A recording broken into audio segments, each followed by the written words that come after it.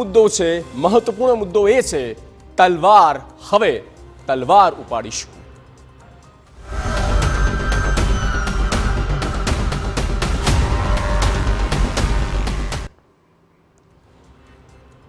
તો ભગવાન પર ટિપ્પણીઓ કરવી કે પુસ્તકમાં લખાણ લખવાના મામલા હવે બધી જ હદ વટાવી રહ્યા છે. નીલકંઠ ચરણ સ્વામીના એક બફાટે આહિર સમાજ સહિત ધર્મગુરુ હોય, રાજકારણીઓ હોય કે સમાજના અગ્રણીઓ જ કેમ ના હોય, સૌ કોઈ એક સૂરે કહી રહ્યા છે કે બસ હવે બહુ થયું.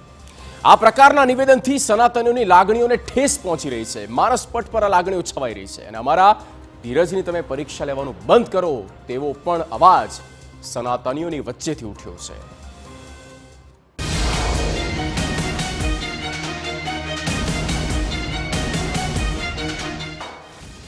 સનાતન ધર્મ સામે સ્વામીનો બફાટ.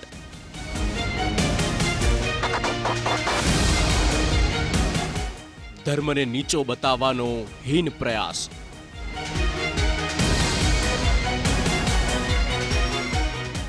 દ્વારિકાધીશ પર નિમ્ન કક્ષાની ટીકા. મહારાજ કે અમે જ્યારે દ્વારિકા ગયેલા અને દ્વારિકાપતિએ અમને પ્રાર્થના કરેલી કે જો આપ કોઈ મોટું ધામ બનાવો, મોટું વિશાળ મંદિર બનાવો, તો મારી ઈચ્છા છે કે ત્યાં આવીને અમારે નિવાસ કરવો છે. કોઈના કોમળ હાથનો સ્પર્શ થયો, આંખ ખોલીને જોવે ત્યાં તો સ્વયં દ્વારિકાધીશ એ સચ્ચિદાનંદ સ્વામીની આગળ પ્રગટ થઈ ગયેલા. ચિંતા ન કરો, એક સ્વરૂપે હું તમારી સાથે આવીશ. એવી રીતે દ્વારિકાધીશ વડતાલ આવવા માટે સ્વામીની સાથે નીકળ્યા છે. સાંભળ્યું ને, આ છે અજ્ઞાન સ્વામીનો બફાટ. વિવાદ થાય તેવા બેફામ ધડાધડ નિવેદનો સ્વામિનારાયણ સંપ્રદાયના સ્વામી હોય કે અનુયાયીઓ કરી રહ્યા છે. ત્યારે વિવાદિત લખાણ અને આ નીલકંઠ સ્વામીની ટિપ્પણીથી સનાતનીઓમાં, સાધુ સંતોમાં વધુ એકવાર રોષ ચરમ પર પહોંચ્યો છે. ત્યારે કચ્છ મોગલધામના મણિધર બાપુએ આ પ્રકારની અજ્ઞાન વાણી સામે જબરદસ્ત વાંધો ઉઠાવ્યો. તેમણે કહ્યું કે અખિલ બ્રહ્માંડના માલિકથી મોટું કોઈ છે જ નહીં. આજકાલની એસેમ્બલ કંપની હરામનું ખાઈને બફાટ કરે છે. સાંભળો બાપુને. આ વિડીયો એટલા માટે દઉં છું કે આજે આપણા સનાતન ધર્મને જે ધક્કો લગાવડે આને હું આતંકવાદી કહું છું. કારણ કે અખિલ બ્રહ્માંડના માલિકથી મોટો કોઈ છે જ નહીં. અને જેને જેને ગુણગાન ગાયા છે નેતિ નેતિ કીધું. અને આજકાલની અને જેને કહેવાય કે એસેમ્બલ કંપની, આને કંપની કહું છું. એસેમ્બલ કંપની હરામનું ખાય જેમ આવે એમ બફાટ કરે છે, લખવા માંડ્યા. શું એના ઘરનો ધંધો છે, કાયદો છે અને કોઈ કહેવાવાળું નથી. કારણ બાપુએ આદેશ કરી દીધો છે મા મોગલની કૃપાથી. અને તમામ સાધુ સંતોને કહેવાય ગયું છે કે બાપ તમે હવે અનુષ્ઠાન માથે બેસી જાઓ. જ્યાં સુધી આપણે શંકરાચાર્યને સામે માફી ન માગે, અખિલ બ્રહ્માંડના માલિક કૃષ્ણની આગળ લખાણ ન દે ત્યાં સુધી આને માફ નથી કરવાના. રોષ તેમના શબ્દોમાં સમજાય છે. મણિધર બાપુએ વધુમાં એમ પણ કહ્યું કે સનાતન ધર્મને જ ધક્કો લગાવ્યો છે. આને હું આતંકવાદી કહું છું. અનુષ્ઠાનમાં સાધુ સંતોને નાના મોટા બધાને બેસી જવાનું છે. એમ હું તમારો ભેળો છું અને હું બુધવારનો બેસવાનો છું. કારણ જરૂર પડશે તો ધર્મ માટે બાપુ ખપી જવાય તૈયાર છે.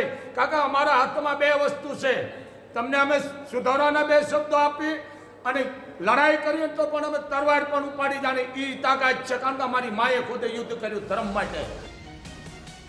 શું બોલ્યા હતા નીલકંઠ ચરણ સ્વામી? દ્વારકાપતિએ મહારાજને પ્રાર્થના કરી હતી કે જો તમે મોટું ધામ બનાવો, વિશાળ મંદિર બનાવો, તો મારી ઈચ્છા છે કે ત્યાં આવીને હું નિવાસ કરું. સ્વામીના નિવેદને આહિર સમાજે અપમાનિત ગણાવ્યું હતું અને વિરોધ પ્રદર્શન કરવામાં આવ્યું હતું.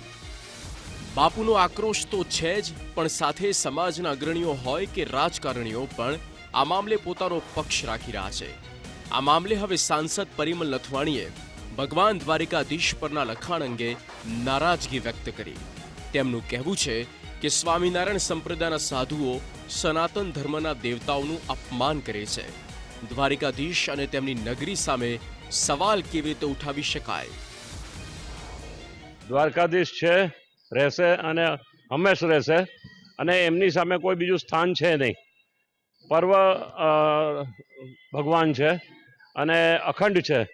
તો જ્યારે કોઈ બીજા લોકો બોલે, કોઈ સંત બોલે, એનો કોઈ અર્થ નથી. દ્વારકાધીશ એકદમ હાજરા હજુર છે, અને એ સામે જે ટિપ્પણી કરવામાં આવે છે એ બહુ જ દુઃખ થાય એવી વાત છે, અને આપણે એને વખોડીએ છીએ. વારંવાર સ્વામિનારાયણ સંપ્રદાયના સંતો કે અનુયાયી ખૂબ જ વિવાદિત ટિપ્પણીઓ કરી રહ્યા છે. ભગવાનના દર્શન કરવા હોય તો વડતાલ જાઓ.